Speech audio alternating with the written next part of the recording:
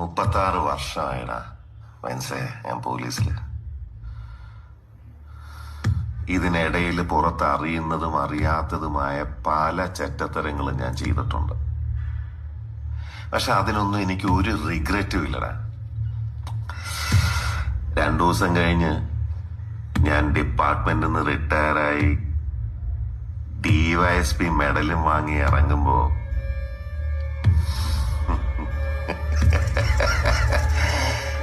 ജോർ sir പഴയ ജോർ sir തന്നെയാണ്. നീ ആരെയാണ് ഈ പേടിപ്പിക്കുന്നേ എന്നെ?